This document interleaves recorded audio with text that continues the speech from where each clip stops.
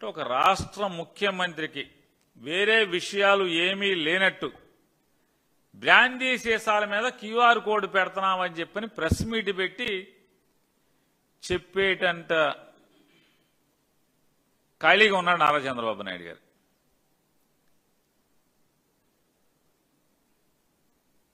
మరి మంత్రి గారు ఏం చేస్తాడో మనకు అర్థం కాదు, రాష్ట్ర ప్రజలందరికీ కూడా. మరి సారా మంత్రి గారు ఏం చేస్తాడు? ముఖ్యమంత్రి ప్రెస్ మీట్లు పెడితే క్యూఆర్ కోడ్ గురించి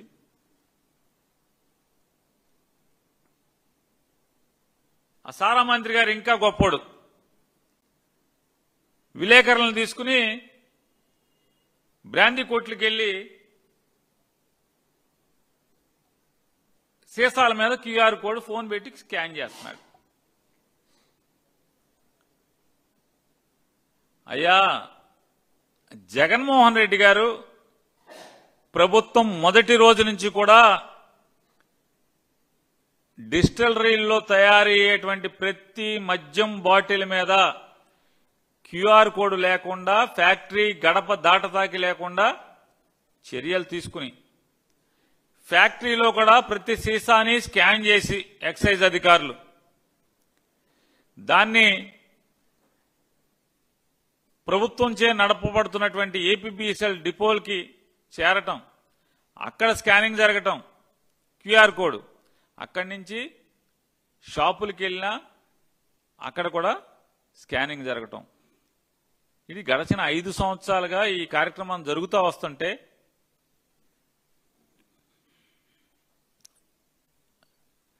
మరి మీరే కనిపెట్టినట్టు ఇవాళ ఏంటి? నారా చంద్రబాబు నాయుడు గారు ముఖ్యమంత్రిగా, కొల్లు రవీంద్ర గారు సారా మంత్రిగా మీరు బాధ్యతలు తీసుకోగానే ఈ క్యూఆర్ కోడ్ బ్రాందీ సీసాల మీద క్యూఆర్ కోడ్ ముద్రించడం లేకపోతే అది అతికించడం ఎందుకు రద్దు చేశారు? ఎందుకు రద్దు చేశారు? ఇవాళ మళ్ళీ దాన్ని ఏదో కొత్తగా మీరు కనిపెట్టినట్టు మళ్ళీ ఎందుకని ఈ డ్రామాలు ఆడుతున్నారు? ప్రతి సీసా మీద కొత్తగా మీరే కనిపెట్టినట్టు. జగన్మోహన్ రెడ్డి గారు ఉండగా 5 ఏళ్లు క్యూఆర్ కోడ్తో మాత్రమే మద్యం సీసాల అమ్మకం సాగితే ఇవాళ మీరు దాన్ని ఎందుకు రద్దు చేసి ఈ సంవత్సరం 6 మాసాల తర్వాత దాన్ని మళ్ళీ ఎందుకు ప్రవేశపెడుతున్నారు? ఎందుకంటే రాష్ట్ర వ్యాప్తంగా వీళ్లు సాగిస్తున్నటువంటి మద్యం దందాలు కుళ్ళు కంపు కొట్టి స్థాయికి వచ్చాక రాష్ట్రం మొత్తం మీద పాలకుల యొక్క వాటాలు తీసుకునే స్థాయికి దాని నుంచి కూడా వీళ్ళ చేయి దాటి కల్తీ మద్యం పరిశ్రమలు విచ్చలవిడిగా వీళ్ళు అనుకుంటున్నటువంటి పరిస్థితులు చూసి కంగారు వచ్చినట్టుంది. కంగారు వచ్చి ఇప్పుడు కొత్తగా ఈ డ్రామా మొదలుపెట్టారు, క్యూఆర్ కోడ్ డ్రామా. 16 మాసాలుగా మీ దొంగ వ్యాపారం, నకిలీ వ్యాపారం మేమే పట్టుకున్నాం కదా అని ఒక సోగ్గాడు మాట్లాడుతున్నాడు. ఆయన మీరు పట్టుకోలా, ఆ ఫ్యాక్టరీల్లో తయారై ఫ్రాంచైజీల ద్వారా రాష్ట్ర వ్యాప్తంగా ఉన్నటువంటి అన్ని మద్యం దుకాణాలు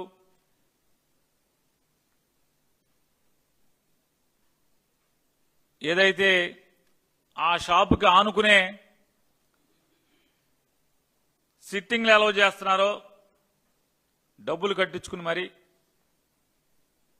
ఆ పర్మిట్ రూముల పేరుతో మీరు ఒక్కొక్క షాపుకి నగరాల్లో అయితే 7.5 లక్షలు, మున్సిపాలిటీలు, నగర పంచాయతీలు, అదే గ్రామాల్లో అయితే 5 లక్షల రూపాయలు తీసుకుని మరీ మీరు విచ్చలవిడిగా బహిరంగంగా మద్యం తాగించడానికి గేట్లు ఎత్తేసిన అక్కడ గాని లేదా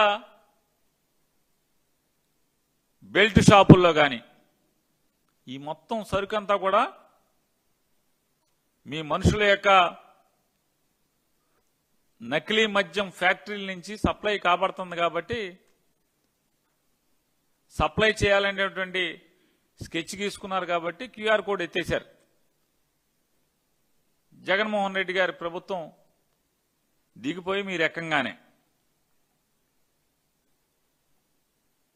ఆ వాటాల పిత్తలాటకంలో, ఆ వాటాల సొమ్ము పంపకాల్లో పిత్తలాటకంలో వచ్చిన తగులు డిపార్ట్మెంట్ వాళ్ళకి, మీ వాళ్ళకి, మీ తయారీదారులకి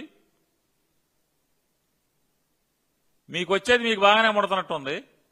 వాళ్ళకి వెళ్ళేది చేతికి అక్కడ పంచుకోవడంలో తేడాలు వచ్చి తగులు వచ్చి డిపార్ట్మెంట్లకి మీ తయారీదారులకి ఇది కదా పట్టించింది. మీరేదో పట్టించినట్టు అంటారు. పట్టుకుని ఫోటోలు బయటకు వచ్చే వరకు మీకు తెలియదు కదా పట్టేసుకున్నారని. చేతులు కాలేక ఆకులు పట్టుకున్న చందాన ఇవాళ క్యూఆర్ కోడ్ అంటున్నారు. మీ వ్యాపారం అలరైపోయాక క్యూఆర్ కోడ్. రాష్ట్ర వ్యాప్తంగా 3736 అధీకృత మద్యం దుకాణాలు ప్రైవేట్ వ్యక్తుల చేతుల్లో మీరు పెడితే, సాధారణంగా ఎక్కడన్నా 10 షాపులకో 100 షాపులకో లేకపోతే బాగా అయితే 500 షాపులకో 1000 షాపులకో పర్మిట్ రూములు ఉంటే అనుకోవచ్చు. రాష్ట్రంలో 3736 మద్యం దుకాణాలుంటే, అంటే రిటైల్ అవుట్లెట్లు, పర్మిట్ రూములు కూడా 3736 పర్మిట్ రూములు. అంటే ఒక్క బ్రాందీ షాప్ కూడా పర్మిట్ రూమ్ లేకుండా లేదు ఈ రాష్ట్రంలో. దాన్ని బట్టి 16 మాసాలుగా ఎంత మీరు దోచుకు తిన్నారు, ఎంతగా ఈ రాష్ట్ర ప్రజల యొక్క ఆరోగ్యాన్ని సర్వనాశనం చేశారు.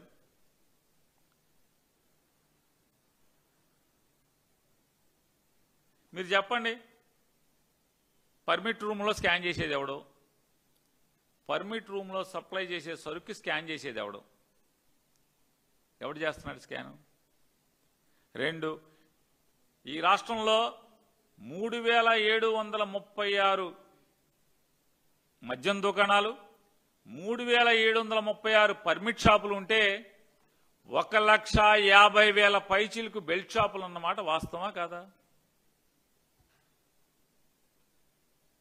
ఒక పంచాయతీలో 5, 6, 7, పెద్ద పంచాయతీ అయితే 10, 15, 20 బెల్ట్ షాపులు ఉన్నాయి కదా.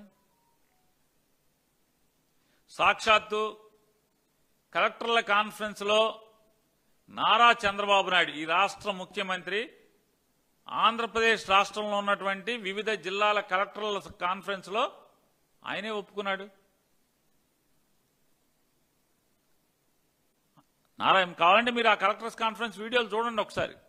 ఆయన చెప్పాడు, మీనా ఎక్సైజ్ కమిషనర్ మీనాతో మాట్లాడుతూ మద్యం డిజిటల్ పేమెంట్లు జరుగుతున్నాయా, బాగా మొత్తం అంతా జరుగుతున్నాయా అని ఈయన అడుగుతున్నాడు.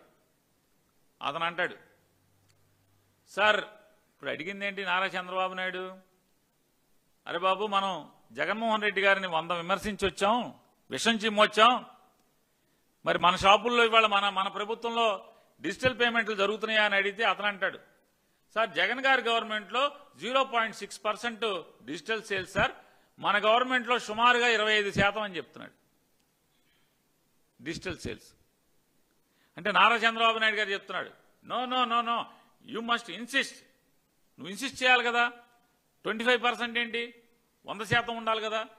ఇది ఒకటేనయ్యా, నువ్వు గుర్తుపెట్టుకో మీనా, వీళ్ళు ఎందుకని డిజిటల్ అమ్మరంటే బెల్ట్లు అమ్మాలి కదా, బెల్ట్లు సరుకేయాలి కదా, అందుకని డిజిటల్ పేమెంట్ చేయరని చంద్రబాబు చెప్తున్నాడు. నేను మాట్లాడాల. ఈ రాష్ట్ర ముఖ్యమంత్రి నారా చంద్రబాబు నాయుడు కలెక్టర్స్ కాన్ఫరెన్స్ లో ఎక్సైజ్ కమిషనర్ మీనాతో మాట్లాడుతూ కాన్వర్సేషన్, ఇవన్నీ ఆంధ్రజ్యోతి, TV5, ఈటీవీ, మహాబొహా మొత్తం అందరూ కూడా దీన్ని లైవ్ టెలికాస్ట్ చేశారు. కావాలంటే మీరు యూట్యూబ్లో కొట్టుకు చూడండి. ఎవరైనా సరే ఈ రాష్ట్ర ప్రజలు కానీ లేదా తెలుగుదేశం పార్టీ కార్యకర్తలు కానీ మొత్తం అంతా కూడా మీరు యూట్యూబ్లో కొట్టుకు చూడండి. అన్ని యూట్యూబ్లో ఈ రోజుకి కూడా అవైలబుల్గా ఉంది. చంద్రబాబు నాయుడు గారు మాట్లాడుతున్నాడు బెల్ట్ షాపులు ఉన్నాయని, ఆయనే ఒప్పుకున్నాడు. 1,50,000 పైచీలకు బెల్ట్ షాపులు ఉన్నమాట వాస్తవం. మరి ఈ బెల్ట్ షాపుల్లో, ఈ 1,50,000 బెల్ట్ షాపుల్లో 3,736 పర్మిట్ రూముల్లో ఎవడు స్కాన్ చేస్తున్నాడు? ఇది మోసం కాదా? ప్రజల్ని మోసం చేయడం కాదా? ఇవాళ ములకల చెరువులో ఫ్యాక్టరీ దొరికింది. వాటాల పంపకంలో పితలాటకం. నీకెంత, నాకెంత, ఎక్సైజ్ ఓడికి ఎంత, ఈడికి ఎంత, ఆడికి ఎంత, మా నాయకులకి ఎంత, పైకి ఎంత, కిందకి ఎంత. ఈ తగులో ఆఫీసర్లకు కూడా మనకు సరిగ్గా ముడతలేదు. వీళ్ళదేమో తయారీ ఎక్కువగా ఉంది, అమ్మకాలు విపరీతంగా ఉన్నాయి. మనకు మాత్రం చేతిలో రాస్తున్నారు మామూలుగా నాక్కోమని చెప్పని కడుపు రగిలినట్టుంది. పట్టుకున్నారు. పట్టుకున్నప్పుడు ఏం చేశారు? ఈనాడులో అసలు మామూలుగా క్విక్ మంటల, అసలు వార్త ఏమి రాయడు. జ్యోతి అతను రాస్తాడు. ఏమని రాస్తాడు? ఇది నిన్నటిదాకా వైసీపీలో ఉండి ఎలక్షన్ ముందు పార్టీలోకి వచ్చినటువంటి ఆయన జయచంద్రారెడ్డి ఏదో ఉంది పేరు. జయచంద్రారెడ్డి అనే పేరు.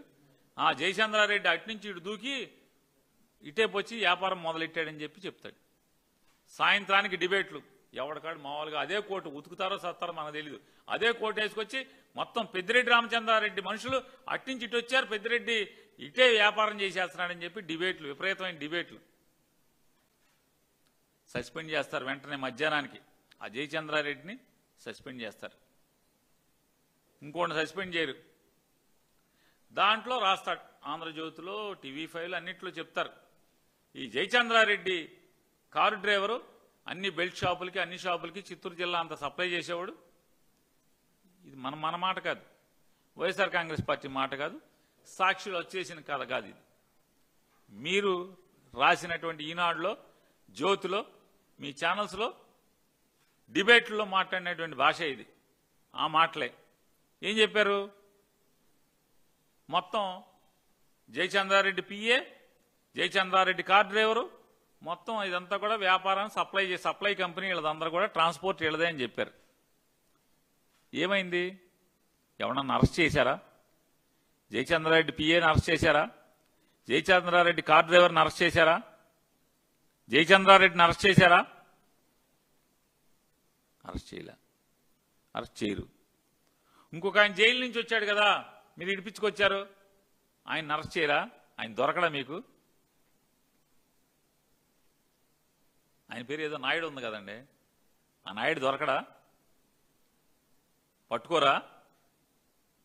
అయిపోయాక తాపీగా ముందు అసలు వెంటనే పుచ్చుకోవటం. ఒక ఆయన చెప్తాడు కోట్ వేసుకుని, కోటు కాదు టక్ వేసుకుని టోపీ పెట్టుకుని అంటాడు, మనం అవునన్నా కాదన్నా సూక్తి ముక్తావళి, మీరు ఒప్పుకున్నా ఒప్పుకోపోయినా నకిలీ సారా బ్రాందీ కొంపులో మునిగిపోయి తెలుగుదేశం ఒళ్ళంతా వాసన వస్తుందండి, బ్రాందీ వాసన అని ఆయనే చెప్తాడు. ఇప్పుడే అదంతా వైసీపీదంట. అడి తిప్పి ఇడి తిప్పి జగన్ గారు, వైఎస్ఆర్ కాంగ్రెస్ పార్టీ వాళ్ళు ఇదంతా చేశారు, చేయించారు. అది కూడా కుట్రంట, పట్టుకోవాలంట. అసలు నవ్వుతారు, జనం నవ్వుతారు అనే సిగ్గు కూడా దేవుడు మీకు పెట్టలేదు ఈ మాటలు మాట్లాడటానికి. 3 రోజులు అసలు ఏం మాట్లాడిన ఈనాడు రోజు మెల్లగా స్టోరీ. జయచంద్రారెడ్డి, ఆ నాయుడు, సురేంద్ర నాయుడు, ఇంకోడెవడో జనార్దనం, అక్కడి నుంచి మెల్లగా ఇటు వచ్చి ఇవాళకి ఇది వైఎస్ఆర్ కాంగ్రెస్ పార్టీ వాళ్ళే, వైఎస్ఆర్ కాంగ్రెస్ పార్టీ వాళ్ళు ఏంటి జోగి, ఇదేమి యాగ్యా ఏంటిది, అది ఏంటి రాశారు ఏంటండి, ఏదో ఏం జోగి యాగ్యా ఏదో అని. ఏమి యాగి, ఎవడు యాగి? యాగి మీది, ఏడుపు మీది, చచ్చిపోతున్నారు, దాన్ని ఎట్టా కవర్ చేయాలో తెలవక రోజుకు ఒక వార్త రాస్తారు. నిన్న అదే సిగ్గుండాలి కదా. అరే మొన్న రాసింది ఏంటి, 3వ తారీఖు ఏం రాసాం, 4వ తారీఖు ఏం రాసాం, ఇవాళ 10వ తారీఖు వచ్చేప్పటికి ఏం రాస్తున్నాం?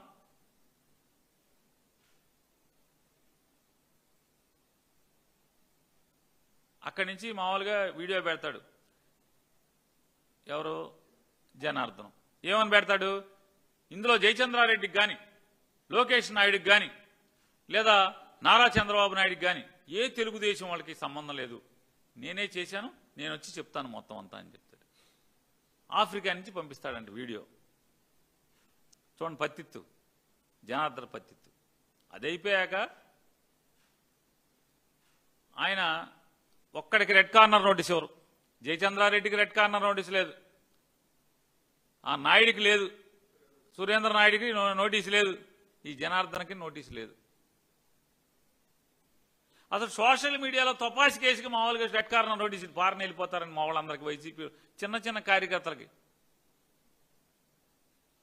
మావాడికి మామూలుగా కారు కూడా ఉండదు, మోటార్ సైకిల్ మీద తిరుగుతుంటాడు, సైకిల్ మీద తిరుగుతుంటే వాడికి రెడ్ కార్నర్ నోటీస్ ఇచ్చేస్తూ ఉంటారు. ఏంటంటే అల్లరి, వైసీపీని అల్లరి చేయాలి. మరి వీళ్ళకి ఎవరా రెడ్ కార్నర్ నోటీసు? జాగ్రత్తగా సాధారణంగా ఏమవుతుందంటే సినిమా వాళ్ళు చిరంజీవి గారు, మహేష్ బాబు గారు, ప్రభాస్ గారు, మన రాజమౌళి గారు, వీళ్ళందరూ వచ్చినప్పుడు కూడా మా ప్రభుత్వం అటాక్ చేసింది. అక్కడ ఎస్కార్ట్లు స్టేషన్ అంటే ఎయిర్పోర్ట్ బయట నుంచుని ఆ రాగానే బొకే ఇచ్చి రండి సార్ రండి అని అక్కడి నుంచి ఎక్కించుకుని సీఎం క్యాంప్ ఆఫీస్ తీసుకొచ్చాం. అదే మోడల్లో ఏదో పెళ్లికి వస్తే రిసీవ్ చేసుకున్నట్టుగా సార్ బొంబాయి నుంచి, జనార్దన్ సార్ బొంబాయి నుంచి, అదే ఆఫ్రికా నుంచి బొంబాయి వస్తారు, బొంబాయి నుంచి మళ్ళీ ఫోన్ అక్కడ ఎయిర్పోర్ట్లో పెట్టేసేసి అక్కడి నుంచి బొంబాయి నుంచి బెజవాడ ఫ్లైట్ ఎక్కుతారు.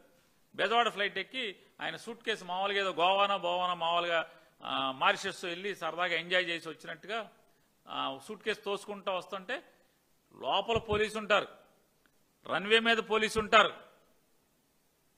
లాంజ్ మొదట్లో అయితే ఎరైవల్లో మొదట్లో పోలీసులు ఉంటారు, ఎరైవల్ బయట పోలీసులు ఉంటారు. ఎవడో అసలు అతను ఏం మాట్లాడరు. అతను మామూలుగా పెళ్లికి వచ్చినట్టు వస్తాడు, బయట సూట్ కేసు అందుకుంటారు. బయట రాగానే మామూలుగా ఇక్కడ రిసెప్షన్ వాళ్ళు అట్లా రిసెప్షన్ కమిటీ గబాన సూట్ కేసు తీసుకుని సార్ని రెండు సార్ అని మెల్ల కారు ఎక్కించుకెళ్తారు. సిగ్గేయట్లేదా అని అడుగుతున్నాను. మీ ప్రభుత్వం, మీరు నిజంగా నిజాయితీ గలవాళ్ళే అయితే మీ ప్రభుత్వాన్ని ఈ రకంగా మొలకల చెరువులో ఇక్కడ ఫ్యాక్టరీ పెట్టి మీ తప్పుడు ఆలోచనల ప్రకారం జోగి రమేషో లేకపోతే వైసీపీ వాళ్ళో ఈ ఫ్యాక్టరీని పెట్టించి అయితే ఆయన ఏం చేయాలి? మీరు రెడ్ కార్నర్ నోటీస్ ఇవ్వాలి. అవసరమైతే ఇక్కడ మన పవన్ కళ్యాణ్ గారు, లోకేష్ నాయుడు గారు, చంద్రబాబు నాయుడు తిరిగి హెలికాప్టర్ లేకపోతే ఆ విమానం వేసుకుని ఆఫ్రికా వెళ్ళిపోవాలి. పైన కింద మనమే కదా. రోజు మీ అబ్బాయి లోకేష్ నాయుడు గారు, మోడీ గారు వాళ్ళు, అమిత్ షా గారు వాళ్ళు కూర్చుంటున్నాడు ఢిల్లీ వెళ్ళి. ఇక్కడి నుంచి మీకు విమానం ఉందిగా, రోజు మీరు తిరిగేది, విమానం వేసుకుని ఆఫ్రికా వెళ్ళిపోవచ్చుగా. వెళ్ళిపోయి పట్టుకొచ్చి లాండికే ఏంట్రా మీరు జోగి రమేష్తో కలిసి రాస్కెల్ మమ్మల్ని నేను అల్లరి చేస్తావా అని బాదుకుంటే తీసుకురావాలి కదా. లేదు, రెడ్ కార్నర్ నోటీస్ లేదు. విమానం ఖాళీగానే ఉంది గన్నవరంలో, దాన్ని వేసుకెళ్ళరు, దాన్ని ముట్టుకోరు. ఆయన దిగి బొంబాయి, కానీ బొంబాయి వెళ్తారా? బొంబాయి వెళ్ళరు. అంటే వీళ్ళకి బాగా నమ్మకం. బొంబాయి దిగి సారు గన్నవరం వేసుకుని, గన్నవరం విమానం వేసుకుని గన్నవరం వచ్చి వీళ్ళ దగ్గరికే వస్తాడు. ఎంత మ్యాచ్ ఫిక్సింగ్ డ్రామా, ఎంత పెద్ద డ్రామా కదలుతారు. అక్కడి నుంచి తెలంగాణ ఏం చెప్తాడు? నేను వైఎస్ఆర్ కాంగ్రెస్ పార్టీ గవర్నమెంట్ నుంచే చేస్తున్నా వ్యాపారం అంతా అని చెప్తాడు ఫస్ట్ స్టేట్మెంట్. అదైపోద్ది. అంటే ఏం జరిగి ఉంటుంది? మామూలుగా అక్కడి నుంచి స్క్రీన్ ప్లే రాగానే అరే మనోడు వస్తున్నాడు కానీ మా పార్ట్నరు ఇది మొత్తం వైఎస్ఆర్ కాంగ్రెస్ పార్టీ అన్నట్టుగా చుట్టేసేయండి వాళ్ళకంటే, వీళ్ళకేమో పోలీసులకేమో పీకుతున్నట్టుంది. మరి ఇంత పచ్చి పాపంగా మనం ఎక్కడ చేస్తాం రా బాబు? ఏదో పోస్టింగ్ల కోసం ఏడుస్తున్నాం కానీ ఎంత దుర్మార్గంగా చేయిస్తాం, అవుద్దా అని పీకులాట్లు ఉన్నట్టుంది ఆ ఇన్వెస్టిగేషన్ చేసిన వాళ్ళకి.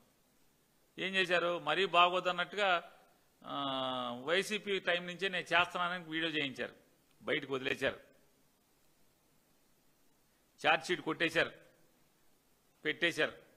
ఏమని? నేను 2020 నుంచి చేసుకుంటూ వస్తున్నాను, అప్పటి నుంచే సోగా మొదలెట్టాను. ముందు గోవా నుంచి తెచ్చి ఇందులో సీసాల్లో క్యాన్లో పోసుకుని కలిపాను. బాగా వ్యాపారం సాగిన తర్వాత నేనే తయారీ మొదలెట్టాను అని చెప్పి అక్కడి వరకు చెప్పాడు. అంటే ఏంటి? ఆ పోలీసు వాళ్ళు మరీ ఎంత పచ్చిపాపం మనం చేయలేరా బాబు, సరే వీడితో ఇక్కడ దాకా చెప్పిద్దామని చెప్పించారు.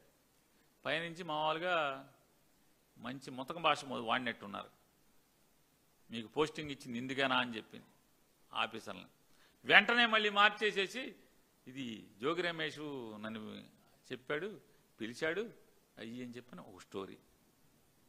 అంటే జనం నవ్వుకుంటారు, సిగ్గు కూడా వేయకుండా కథలుగా అంటే మార్చి మార్చి మార్చి మార్చి మార్చి ముందు తూచి తర్వాత మళ్ళీ మళ్ళీ తూచి ఏం పోయే కాలం ఇదంట. ఎవడన్నా నమ్ముతాడా అసలు? ఎవడన్నా నమ్ముతాడా? మాదేం గవర్నమెంట్ లేదు, మాది 11 సీట్లు అనే రోజు మీరు మాట్లాడతారు.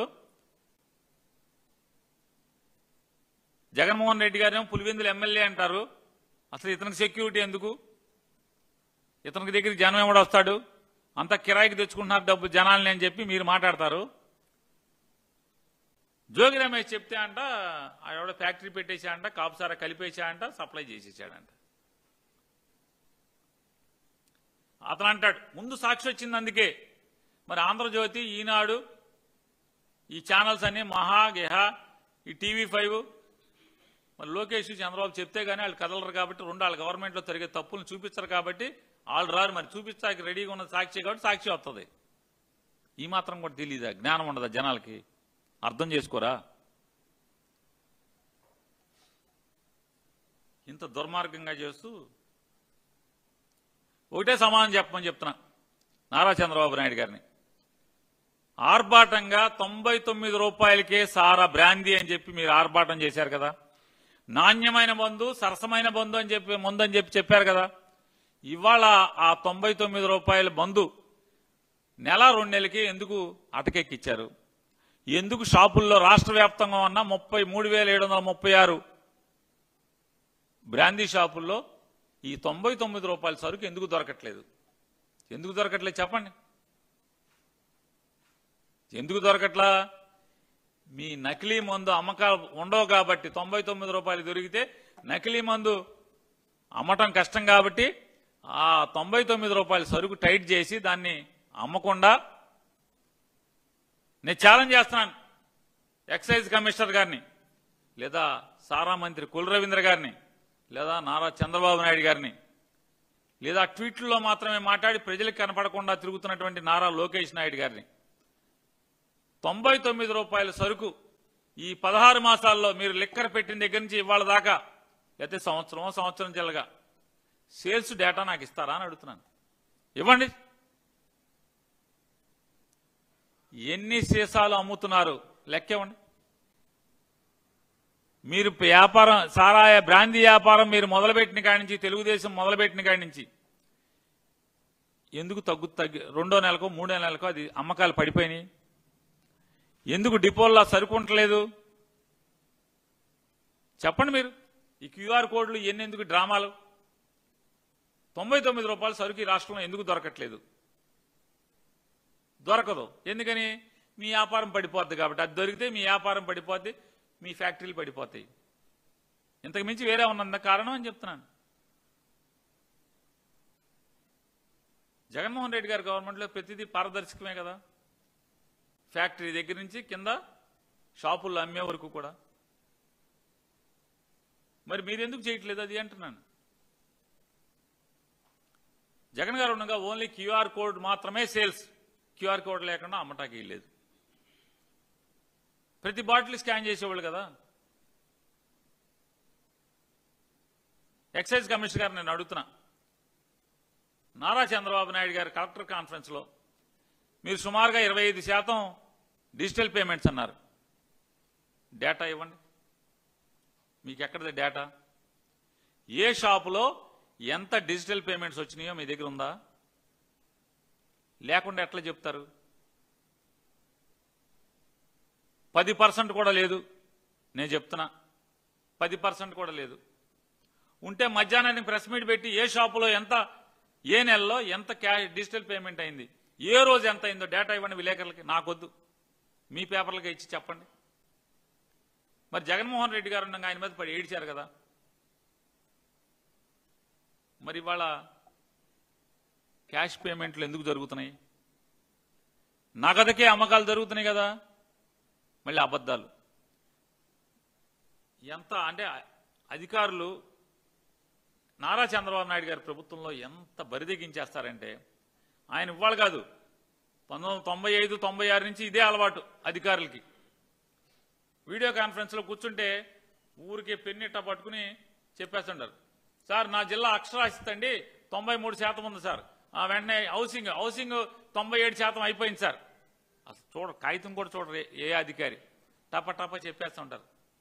అట్లాగే కనీసం చంద్రబాబు నాయుడు గారికి ఆలోచించాలి కదా విచక్షణతో. అసలేంటి, షాపులన్నీ ప్రైవేటీ కదా, మొత్తం ప్రైవేట్ షాపులు కదా, డిజిటల్ పేమెంట్స్ 25% సుమారు అని చెప్తాడు. ఎట్టా వచ్చింది లెక్క ఇతనికి? ఎవడు చెప్పాడు? నీకెక్కడ లెక్క అని అడగాలిగా. అడగకుండా 100% చేయాలి నువ్వు అని చెప్తున్నాడు ఈయన. తానా అంటే తందానా. పాత రోజుల నుంచి ఇదే అధికారుల దగ్గర, అధికారులు తొంతు ఇదే చంద్రబాబు నాయుడు దగ్గర. ఎందుకంటే అసలు ఎవరి దగ్గర కాగితం ఉండదు, కాగితం లేకుండా ఏమి లేకుండా సార్ సుమారు 25% అమ్మేస్తున్నాం సార్ అని చెప్పేస్తున్నాడు అతను. ఏది డిజిటల్ పేమెంట్స్. పోయి మీ అబద్ధానికి వద్దాం, 75% క్యాష్కి ఎందుకు అమ్ముతున్నారు అంటే మీ జేబుల్లోకి వెళ్ళిపోతున్నాయా? కృష్ణానది ఒడ్డున కరకట్ ఇంట్లో బంగ్లాలోకి వెళ్ళిపోతున్నాయా? ఎక్కడికి వెళ్తాను? లేదా వారం విమానాల్లో ఎక్కించుకుని హైదరాబాద్ వెళ్ళిపోతున్నాయి, ఎక్కడికి వెళ్ళిపోతున్నాయి? దీనికి సమాధానం చెప్పరా?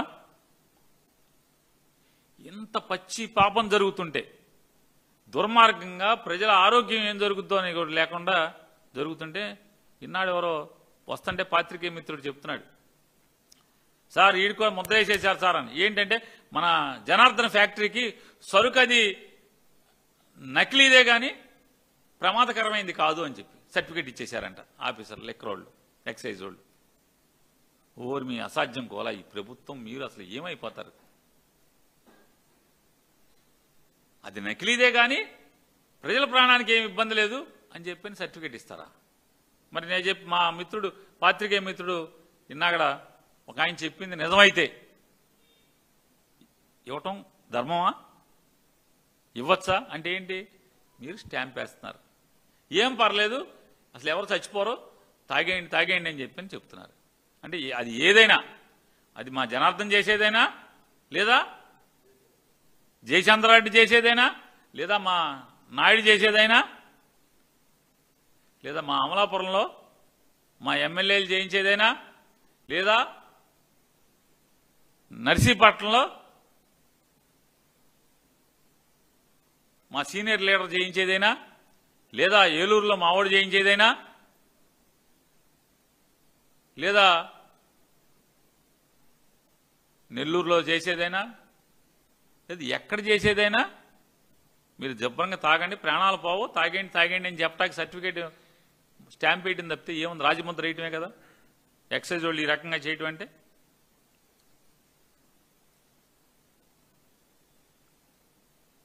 నారా చంద్రబాబు నాయుడు గారిని చెప్తున్నాను, నేను ఛాలెంజ్ చేస్తున్నాను. ఈ రాష్ట్రంలో ఉన్నటువంటి 1,50,000 పైసలకు బెల్ట్ షాపుల్లో, ఈ రాష్ట్రంలో ఉన్నటువంటి ఎక్సైజ్ అమ్మకాల్లో బ్రాందీ షాపులు 37, 36, 3,736 బ్రాందీ షాపుల్లో జరిగేటువంటి ద్వారా, అంటే అక్కడ నుంచి ప్రభుత్వం నుంచి వచ్చేటువంటి సరుకు కానీ 40% బెల్ట్ షాపులు అమ్ముతున్నారా? అమ్మట్లేదా? 40% బెల్ట్ షాపులే కదా.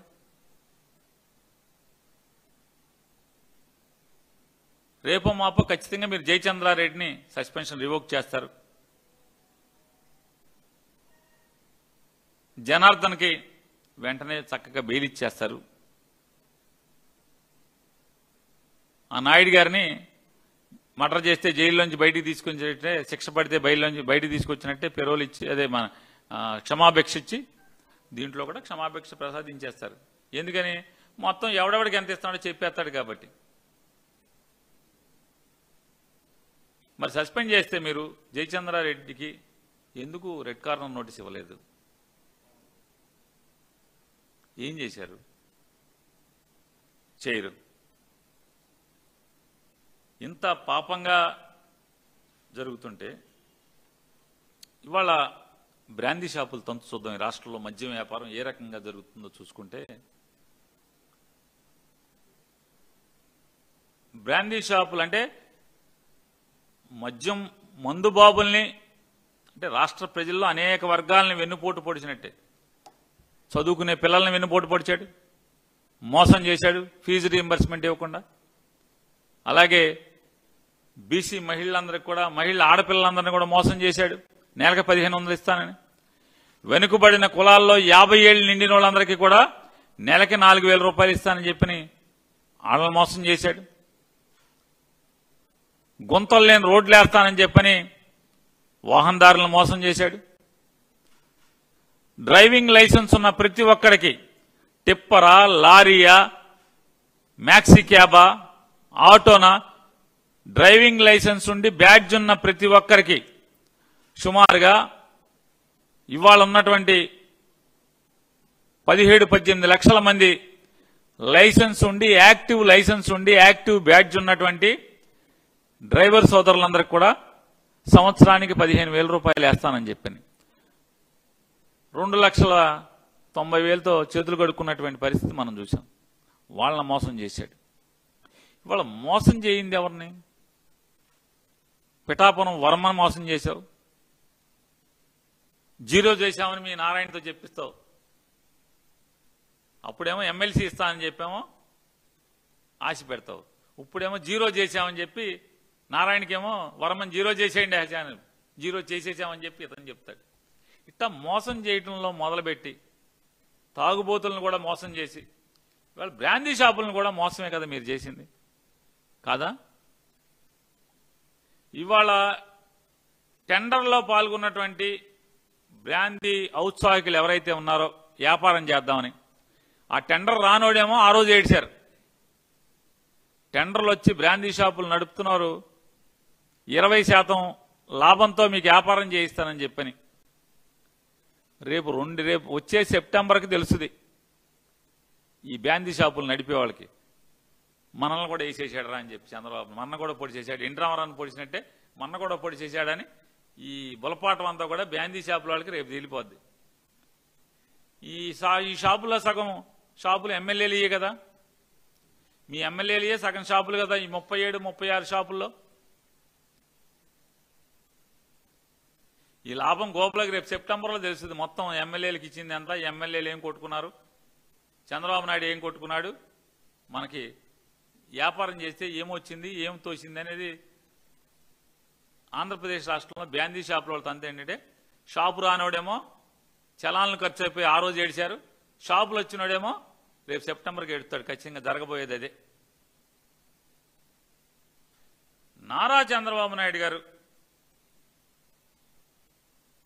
లేదా కొల్లు రవీంద్ర గారు, ఎక్సైజ్ కమిషనర్ మీనా గారు, వీళ్ళ దారుణమైన స్కామ్, బారుల్లో ఎంత స్కామ్ జరుగుతుందో ఛాలెంజ్ చేస్తున్నాను. నారా చంద్రబాబు నాయుడు గారిని ఛాలెంజ్ చేస్తున్నా. రాష్ట్రంలో ఉన్నటువంటి విజయవాడ, తిరుపతి, గుంటూరు, వైజాగ్, కర్నూలు ఇట్లాంటి 5 లక్షల పైబడి జనాభా ఉన్న బార్లకి 75 లక్షల ఫీజు. అవును కదా? మచిలీపట్నం, గుడివాడ లేదా ప్రొద్దుటూరు లేదా విజయనగరం ఇట్లాంటి రాష్ట్ర వ్యాప్తంగా ఉన్నటువంటి మున్సిపాలిటీల్లో అంటే 50,000 దాటి 5 లక్షల లోపు ఉన్నటువంటి మున్సిపాలిటీల్లో 55 లక్షల ఫీజు కదా. పెడన, అమినిగడ్డ, నందికొట్కూరు ఇట్లాంటి ఊళ్ళలో 35 లక్షల ఫీజు నేను అనుకుంటున్నాను. సుమారు నాకు గుర్తున్నంత వరకు, నేను పేపర్లో చదివినంత వరకు నాకు గుర్తున్నది చెప్తున్నాను. ఈ 35 లక్షలు జాగ్రత్తగా మీకు కట్టాలంటే, అంటే కట్టి వాళ్ళు బాగుపడాలంటే వాళ్ళ అద్దులు కానీ లేదా కరెంటు ఛార్జీలు కానీ స్టాఫ్ జీతాలు కానీ అన్నీ వేసుకుంటే రోజుకి బెజవాడ, వైజాగ్, తిరుపతి, గుంటూరు, కర్నూలు లాంటి పెద్ద ఊళ్ళలో రోజుకు 3 లక్షల రూపాయలు అమ్మాలి. అమ్మకపోతే లాభం గోపులోకి వస్తాం, ఇళ్ళు కాళ్ళెత్తి ఇళ్ళు వాకిళ్ళు అమ్ముకోవటమే. బందరు, గుడివాడ, అనకాపల్లి, ప్రొద్దుటూరు, కడప ఇట్లాంటి ఊళ్ళు ఉన్నాయి. ఆ ఊళ్ళలో అయితే రోజుకి 2.5 లక్షల రూపాయలు అమ్మాలి ఈయన పక్షంలో బ్రేక్ ఈవెన్ రావాలంటే. లేదా మిగతా ఊళ్ళలో బార్లు అన్ని చోట ఉన్న చోట రోజుకు 2 లక్షల రూపాయలు అమ్మాలి. అసలు విజయవాడ, గుంటూరు, విశాఖపట్నం లాంటి, తిరుపతి ఇట్లాంటి నగరాల్లో ఒక్కొక్క బారు నెల 80 లక్షల సరుకు ప్రభుత్వం దగ్గర కొనాలి. కమిషనర్ గారు ఛాలెంజ్ చేస్తున్న చంద్రబాబు నాయుడు గారు, నెలకి 80 లక్షల రూపాయలు ఇప్పటికి మీరు సుమారుగా 47 రోజులు ఎంతో 48 రోజులు అయినట్టుంది మీరు బార్లు ఓపెన్ చేసి. అంటే 846 బార్లుంటే దాంట్లో 500 చిల్లర బార్లు ఓపెన్ అయినాయి, 300 చిల్లర బార్లు ఓపెన్ అవ్వాల. అంటే ఎవడో రాలా. ఈ 500 చిల్లర బార్లలో విజయవాడ లాంటి నగరాల్లో 80 లక్షలు నెలకి కొనకపోతే, మీ దగ్గర సరుకు కొనకపోతే ఈరోజు అమ్మకాలు కొనేవాడు తాగేవాడు తర్వాత సంగతి, ఎంత తాగాడు అంత. నువ్వైతే 80 లక్షలు లేనిదే షాప్ నడవదు, దివాళా తీసేయాలి, నెలకే దివాళా తీసేయాలి. బందర్ లాంటి ఊళ్ళలో, బందరు, గుడివాడ, పొద్దుటూరు, నంద్యాల ఇట్లాంటివి అన్నా అనుకున్నాం కదా, ఇట్లాంటి వాటిల్లో అంటే నెలకి 65 లక్షలు సరుకు కొనాలి డిపోలో, గవర్నమెంట్ డిపోలో.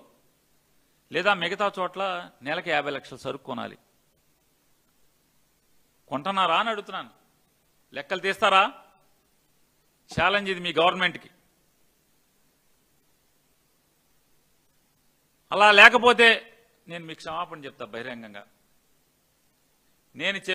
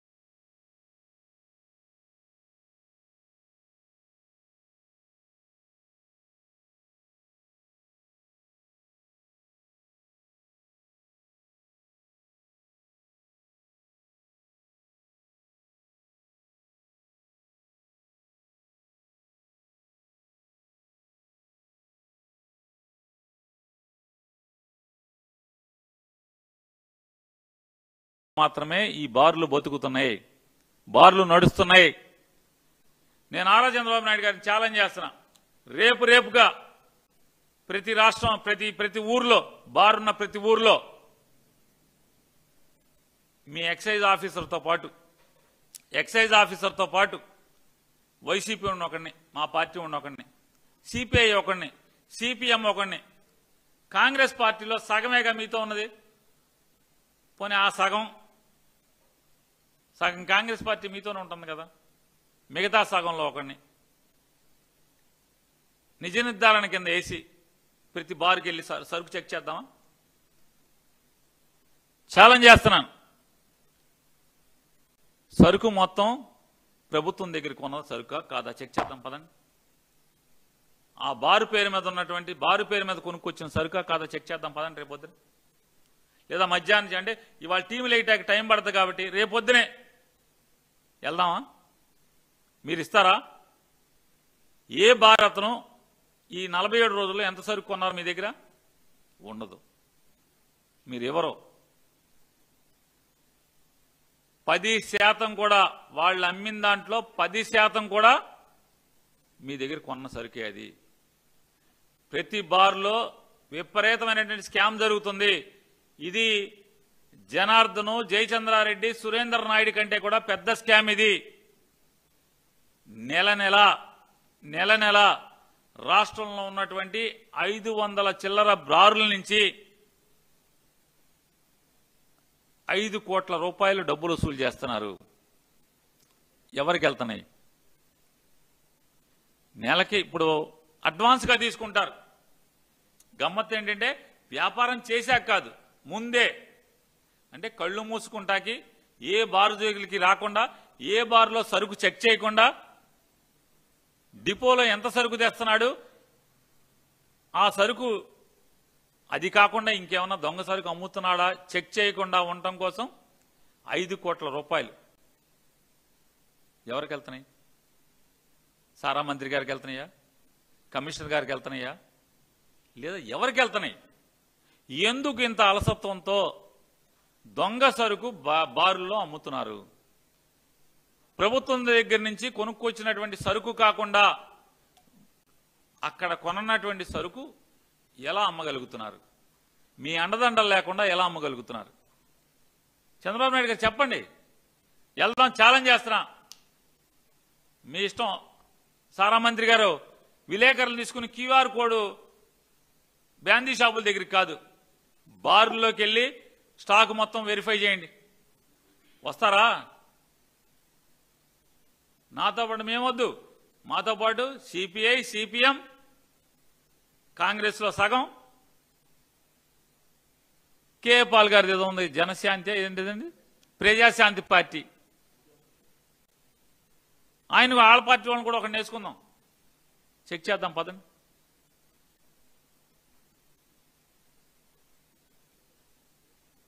ఇంత విచ్చలవిడిగా మద్యం స్కామ్ చేస్తూ మళ్ళీ వైఎస్ఆర్ కాంగ్రెస్ పార్టీ మీద పడి ఏడవటమా? ఇంత దుర్మార్గమా?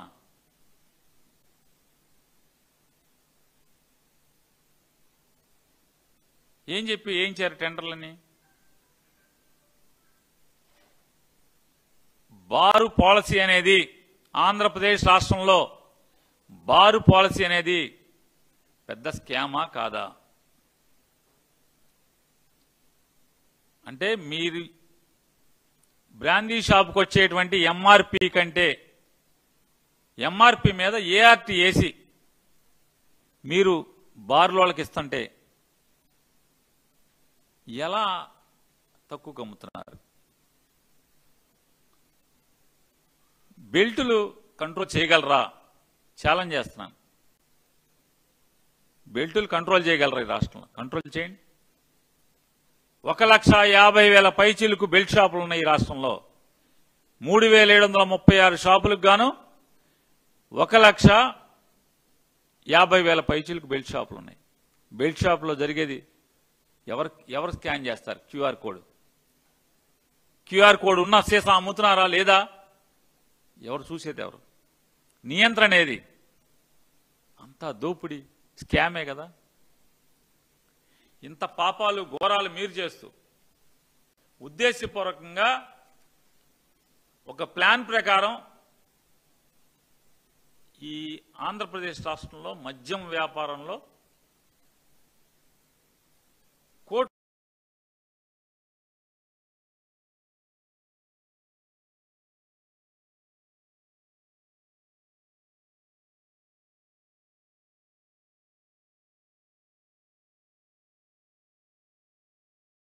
ఎవడ ఒక్కడి కూడా ఊరికే సింపుల్ గా కేసు పెట్టి అందులో 2 3 ఆ టైంలో దొరికిన వాళ్ళని తీసుకెళ్లి పెడతారు. లేదా నర్సీపట్నంలో దొరికిన వాళ్ళని ఆడి ఫోన్ సీజ్ చేయరు, లోతుకెళ్లరు విచారణకి. ఏలూరులో దొరికితే లోతుకెళ్లరు. లేదా నంద్యాలలో దొరికితేనో, కర్నూలులో దొరికితేనో, గుంటూరులో దొరికితేనో లోతుకి వెళ్లరు. ఎవడు ఫోన్ సీజ్ చేయరు.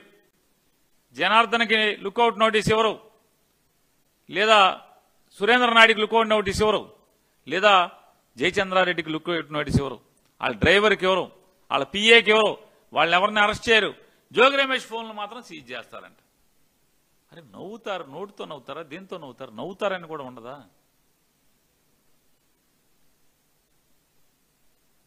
తీసుకో, జోగి రమేష్ పవన్ తీసుకుని ఏం చేస్తావు? ఏం చేయగలవా అని అడుగుతున్నాను. అంటే ఇంత తప్పుడుతనంగా ఆంధ్రప్రదేశ్ రాష్ట్రంలో మద్యం మీద దోచుకుంటూ ఇవాళ సిగ్గు లజ్జా లేకుండా బరితెగించి వైఎస్ఆర్ కాంగ్రెస్ పార్టీకి ఈ బురదని, ఈ మకిల్ని అంటించాలని, రాయాలని విపరీతమైనటువంటి తాపత్రయపడుతూ సిగ్గుపడకుండా 3వ తారీఖు నుంచి ఇవాళ దాకా ఈనాడు జ్యోతిలో మామూలుగా కారు స్టీరింగ్ తిప్పినట్టు విపరీతంగా కథనాలు రాసేస్తూ రోజుకోటి. అరే నిన్న 3వ తారీఖు ఇది రాశామే, పాఠకుడు ఏమనుకుంటాడో, తిట్టుకుంటాడేమో అని కూడా సిగ్గుపడకుండా జాగ్రత్తగా చంద్రబాబుని కాపాడేదానికి ఇటువంటి తప్పుడు వార్తలు రాయటం మీ విఘ్నతకే వదిలేస్తున్నాం. విఘ్నత ఎట్టాకు వదిలేశారు మీరు, ఇక భగవంతుడికి వదులుతున్నాం, ఈ పాపాల సంగతి చూసుకోమని చెప్తూ ఇటువంటి తప్పుడు వ్యాపారాలని కట్టిపెట్టమని, అలాగే నేను అడిగినటువంటి ప్రశ్నలకి ఇమ్మని చెప్పని, ఈ 500 చిల్లర బారుల్లో ప్రతి నెల అడ్వాన్స్గా కలెక్ట్ చేస్తున్నటువంటి 5 కోట్లు ఎవరు తీసుకుని, ఎవరు ఈ బారుల్లో వ్యాపారాన్ని, దొంగ వ్యాపారాన్ని ఎవరు కాపాడుతున్నారు? పెద్దలు కాపాడుతున్నారా? ఎక్సైజ్ కమిషనర్ గారు, మంత్రి కాపాడుతున్నారా? లేదా వీళ్ళ కింద ఉన్నటువంటి అధికారులు కాపాడుతున్నారా? ఎవరు కాపాడుతున్నారు? ఈ రాష్ట్రానికి, ఈ రాష్ట్ర ప్రజలకి సమాధానం చెప్పాల్సినటువంటి బాధ్యత మీ మీద ఉంది.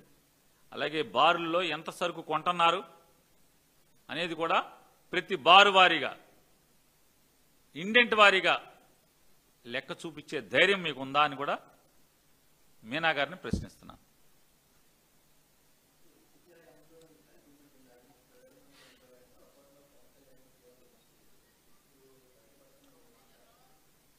భలే గుర్తు చేశారండి పవన్ కళ్యాణ్ గారి గురించి. జగన్ మద్యపాన ప్రియులు కడుపు కొట్టావు జగన్ అన్నాడు. చించుకున్నాడు, ఊగాడు, అట్ట ఊగాడు, ఇట్ట ఊగాడు, అట్ట అన్నాడు. ఇప్పుడు ఎవరు కడుపు కొడుతున్నారు? బయటికి రారు, మాట్లాడరు. పోనీ మీ చంద్రబాబు నాయుడు గారి దొంగ స్టోరీ ప్రకారమే ఏదోటి మాట్లాడాలిగా. జగన్మోహన్ రెడ్డి నువ్వు మొత్తం నువ్వే తయారు చేస్తున్నావు, ఏదోటి మాట్లాడాలిగా.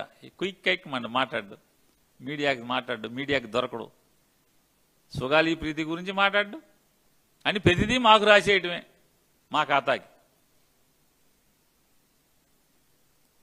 ఆడపిల్లల గురించి మాట్లాడు, వాలంటీర్ల గురించి మాట్లాడు, జగన్మోహన్ రెడ్డి గారి కన్నా ఎక్కువగా నేను సంక్షేమం చేస్తా అన్నాడు మాట్లాడు.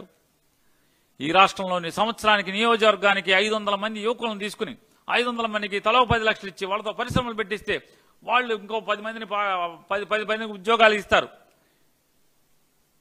రాష్ట్ర 175 నియోజకవర్గాలు ఇంటూ 5, అదేదో 2000 చిల్లర 8000 చిల్లర సంవత్సరానికి. ఎట్టగా అసలు ఈ రాష్ట్రం సుభిక్షంగా అయిపోతుంది. 10,000 కోట్లు సంవత్సరానికి 10,000 కోట్లు, 5 ఏళ్ళు 50,000 కోట్లు అన్నాడు. 5 పైసలు ఎవరికైనా ఇచ్చావా అని అడుగుతున్నాను. ఎవరితోనా పరిశ్రమ పెట్టించావా అని అడుగుతున్నాను. పెట్టించారు. 100కు 100% పవన్ కళ్యాణ్ గారు పరిశ్రమలు పెట్టించారు. నియోజకవర్గానికి 500 మంది 10 లక్షలతో, రాష్ట్ర వ్యాప్తంగా 8,000 చిల్లర 10,000, 2 ఏళ్లలో 20,000 కోట్లతో పెట్టించలేదు. జయచంద్రారెడ్డితో, సురేంద్ర నాయుడుతో, జనార్దన్తో ఈ లిక్కర్ ఫ్యాక్టరీలు పెట్టించి బూట్ లెగ్గర్ వ్యాపారాన్ని ఇబ్బడి ముబ్బడిగా పెంచినటువంటి ఘనత పవన్ కళ్యాణ్ గారు. మాట్లాడు, ఇప్పుడేం మాట్లాడు, క్విక్ మండు.